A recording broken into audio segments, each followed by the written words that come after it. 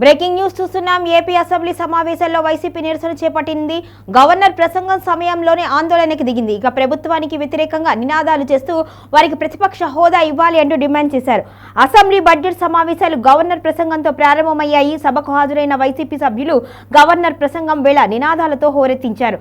రాష్ట్రంలో శాంతి భద్రతలు కాపాడాలి అని నినాదాలు చేశారు. ప్రభుత్వ వ్యతిరేక స్లోగన్స్ ఇచ్చారు.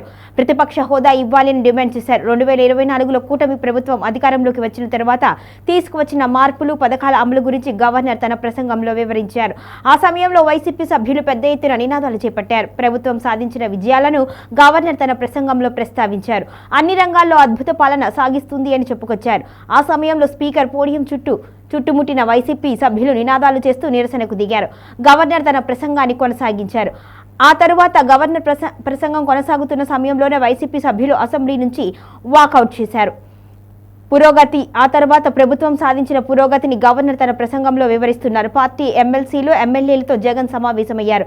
సమావేశాల వేళ ఎలా వ్యవహరించాలి అనే అంశంపై కూడా చర్చించనున్నారు.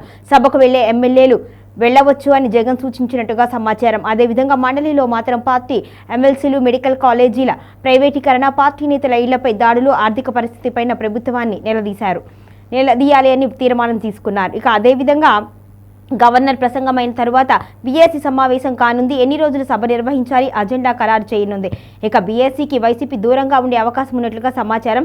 దాదాపు 20 రోజుల పాటు సమావేశాలు నిర్వహించాలి అని ప్రభుత్వం భావిస్తోంది.